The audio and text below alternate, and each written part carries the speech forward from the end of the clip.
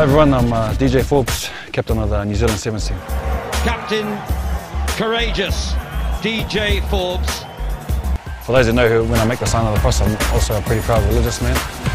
You know, I had a taste of what God was about when I was, I think, 15 or 16, and I was a backslidden Christian, and I knew this time around I was going to be different, and I knew this time around I needed God in my life.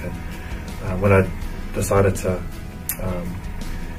give my life and be a born-again Christian, I think it was 3 weeks after my girlfriend gave her life, you know, things just drastically started happening, and all the desires of my heart started, I guess, flooding into my life, and it was only because of God and because of the decision I made to trust Him with everything now.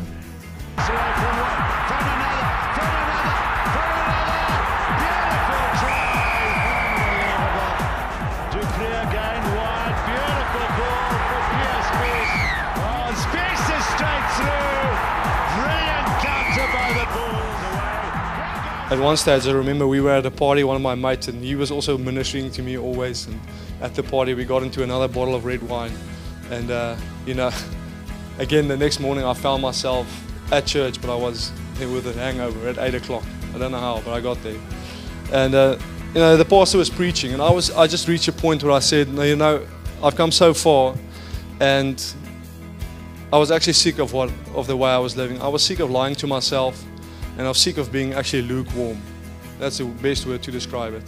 Because we know God says also in His Word that you either be hot or you are cold. If you're lukewarm, God will spew you out. You know, and it's not to condemn you, but I mean, it's just to show you, listen, that you need to make a decision.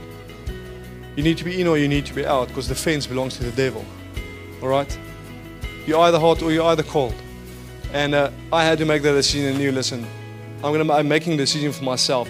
Not for my mates, not for my family, and not for girls. I was making a decision for myself. Because I knew God had a plan with me. Somehow I knew God had a plan with me, and I wanted to live the life on what I'm feeling on the inside. Anyway, I gave my life to God in 2005. And since then, God has changed my life completely. Superbikes. It's high speed, high risk. Leading the pack, a 42-year-old. The speed is just immense. The guy's machine, he just doesn't make mistakes. John Britton picked him to ride his bike. A man who doesn't fit the mould.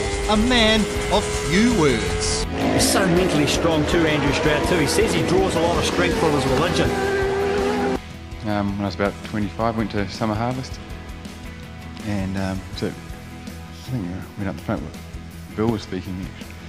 And I just like the way Bill, you know, puts across a very clear message, and I think it was the hardest thing I ever did, to go up the front in front of 1,500 people and get on my knees and just, you know, the pride and the self, and Scripture, Revelation 3:20.